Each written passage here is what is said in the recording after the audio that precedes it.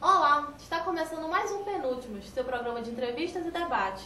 Hoje com nossos convidados especiais, Danilo, Davi e Wagner. E aí, gente, tudo bem? Tudo bem. Tudo bom? Pois é, o nosso tema de hoje é nacionalizações e estatizações. Será um novo modelo de governo? Queria saber se chocou vocês essa ação feita pela Argentina, visto que ela é um país com uma democracia consolidada, diferentemente da Bolívia. Vai lá. Posso falar?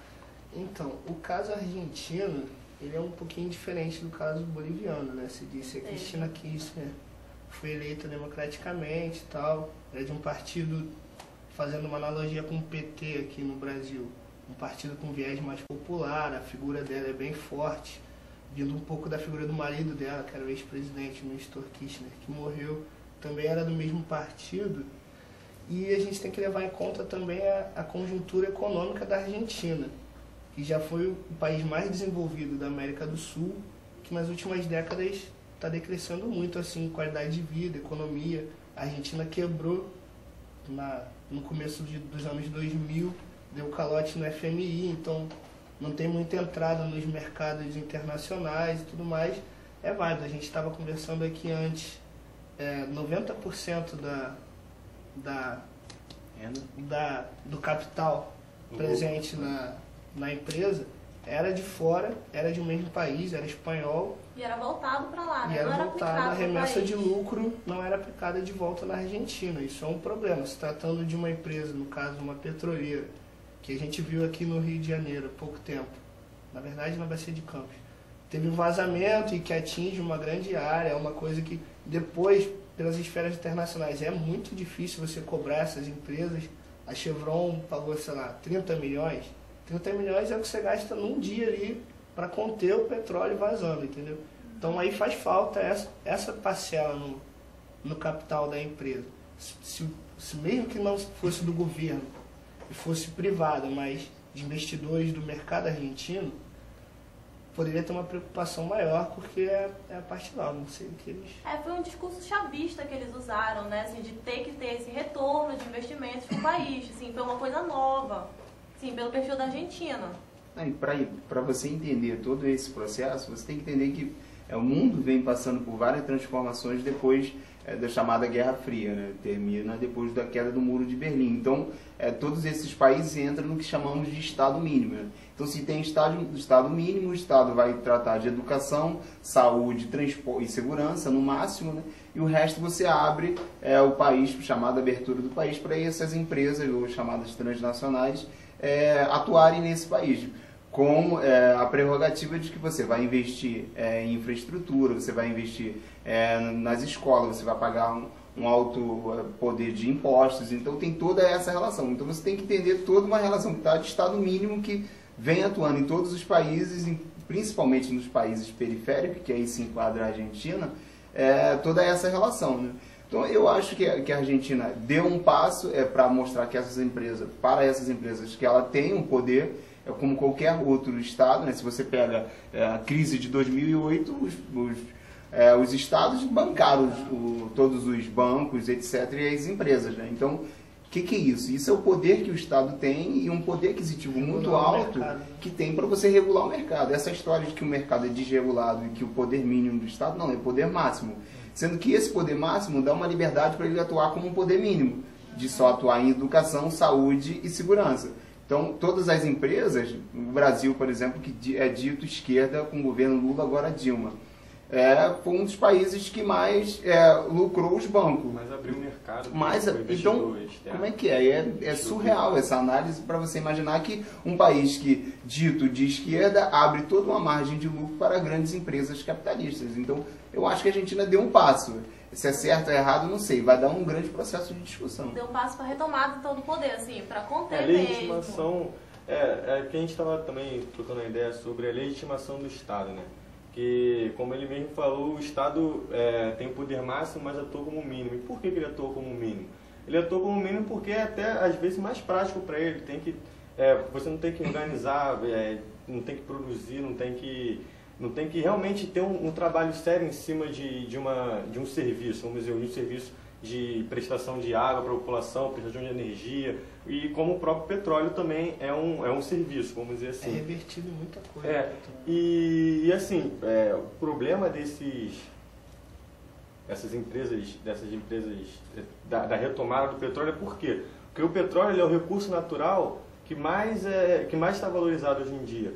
Junto com a água, vamos dizer assim, mas o petróleo ainda é um pouco mais importante. O petróleo ele dita a questão econômica do mundo em si. Então, como algumas fontes de petróleo já estão com o seu tempo de vida se esgotando, outras fontes estão sendo buscadas, estão sendo pesquisadas. Cada vez mais importantes achar. E um dos lugares onde estão achando essa questão do petróleo é na América do Sul. Então, a Argentina, eu acho que como uma situação estratégica, uma posição estratégica do Estado, porque é uma moeda de troca muito forte. Você pode, como a Argentina, ele falou, está decrescendo, então está necessitando muito de serviço, necessitando muito de investimento de capital. Então, o próprio petróleo pode ajudar nisso, como moeda de troca, para garantir mais capital para o próprio país. E também tem essa questão da legitimação do Estado. Como ele falou, o Estado mínimo, o Estado é mínimo, mas aí o Estado acaba, muitas vezes a gente acaba misturando as coisas. Por exemplo, vamos botar um exemplo da cidade do Rio de Janeiro. A questão dos transportes públicos aqui. A gente não sabe muito bem, a gente sabe que o governo não regula o transporte público, a gente sabe que ele dá algum suporte, mas ele não regula. Quem regula é a empresa que está responsável por isso. Então, às vezes, fica parecendo que o Estado não tem autonomia sobre isso, não tem um poder sobre isso. E às vezes até as pessoas não têm essa consciência. E eu acho que essa questão da retomada do petróleo pode estar justamente mostrando essa força que o Estado tem, sim, de se realmente, se ele quiser, quando precisar, ele vai retomar. Mostrar autoridade. Mostrar autoridade. Não sei se é autoridade, mostrar poder mesmo. Poder. Mas vocês acham que essas ações da Bolívia e da Argentina, elas podem se tornar uma onda de medidas na América Latina ou em outros países, assim, que tenham um governo mais de esquerda? A gente não pode garantir nada, né? A gente não sabe como é que vai ser o futuro. E até porque dentro da América do Sul existem governos diferentes, assim, mesmo que a tendência seja de esquerda, são esquerdas diferentes, então são pensamentos diferentes de esquerdas. E o que acontece? O Brasil, por exemplo, não tem essa... Ao meu ver, não vai tomar uma medida dessa tão cedo. Uma medida de estatizar algum tipo de serviço. Por que não? Justamente porque a tendência do Brasil agora é abrir o mercado, é expandir o mercado, é expandir a exportação. Então, não acho que isso poderia causar um problema para essa estratégia brasileira. Então, no caso do Brasil, eu acho muito difícil de tomar uma atitude dessa. Mas o Equador também, como tem... o Equador elegeu... Não, o Equador mesmo. Não sei se elegeu um candidato de esquerda ou de direita. Eu acho que foi de direita. Se for de direita, também não vai ser difícil acontecer o que aconteceu na Bolívia e na Argentina, essa estatização. Mas assim, o que eu acho é que a América do Sul é um bloco. Hoje em dia a gente tem que pensar o mundo em blocos, assim, porque são os que estão concorrendo, os blocos econômicos, mesmo. O bloco da América do Sul, da Europa, da América do Norte. Então, se acontece de mais uns seis países começarem a adotar essa prática, aí eu acho que a situação pode reverter. Eu acho que aí o quadro pode mudar um pouco. Falando assim das diferenças, a gente tem que pegar a Bolívia, você falou aí, e a Venezuela e botar num patamar meio diferenciado assim dos outros países. Por quê? Lá tá rolando uma coisa meio de afirmação nacional, que é o espírito bolivariano que os caras falam. São indígenas, estão se aceitando como aquilo, sempre viveram à margem de uma elite, que não era uma elite indígena que habitava ali, aqueles países dominava todas as empresas, todos os setores principais, os recursos. A partir disso, e é uma política do Evo Morales, sim, na Bolívia, todo 1º de maio ele anuncia a estatização de uma empresa. A última foi uma de energia elétrica, se não me engano. Foi. Que ele anunciou, mas é uma prática recorrente do partido dele. e tal. Dentro do país dele, ele tem um apoio total da massa, porque ali é essa ótica que a gente está falando, de horizontalizar os É um país recursos. de raízes socialistas, Isso, né? e reinvestir lá. A gente tem que analisar, a gente fala do Brasil e tal. tomar cuidado. Mas tirando o Brasil, todos os outros países, a independência foi de luta, então eles têm sim um histórico de luta. E é uma população que vivia muito à margem. A gente falou da Argentina que vivia muito bem e decresceu. No caso da Bolívia, não. A Bolívia sempre teve uma situação muito ruim e ainda mais governada por elites, que não tratavam das necessidades da maior parte da população, e isso se acentuou. Hoje em dia existe essa retomada. É por isso que a gente fala, não sei se é bom, não sei se é ruim. No caso da Bolívia, eu acho que é bom sim. Os índices de educação, o IDH, tudo vem melhorando a partir do dinheiro, da utilização do dinheiro dessas empresas no próprio Estado. Que é o caso da Venezuela também. O Hugo Chávez, ele foi eleito democraticamente, tentaram dar golpe nele. Hoje em dia ele se mantém lá de uma forma considerada controversa por alguns, mas de fato é isso. Ele nacionaliza as empresas e reinveste o dinheiro para a população. Que é um discurso chavista isso, né? É novo. Não quer dizer que seja chavista e ruim. Assim. Não, é característico. É ruim para os grandes atores do capital que perdem dinheiro com isso. Eu não sei se vai virar uma consolidação ou se vai criar ramificações para os demais países da América Latina.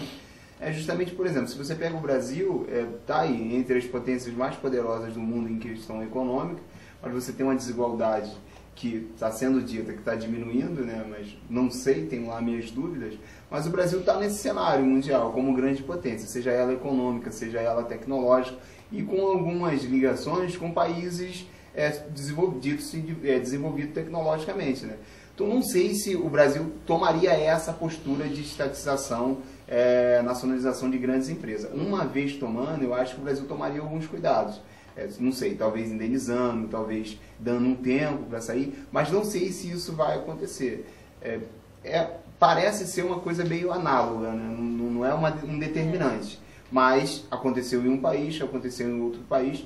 Na minha opinião, o acontecido nesses países está gerando bons frutos, como ele falou até agora. Então, não sei daqui para frente, mas vai render alguma coisa. No Brasil, não sei se isso estaria mais acentuado. Geralmente esse tipo de coisa acontece no momento de crise, né? A gente vive uma crise tremenda. Já o Brasil não, né? O Brasil não. Então, o Brasil vive a propaganda de uma não crise, mas ao Sim. mesmo tempo ele continua vivendo uma crise que ele vive há muito tempo, né? Então, verdade. Fica por aqui o primeiro bloco do penúltimo, mas a gente volta daqui a pouco.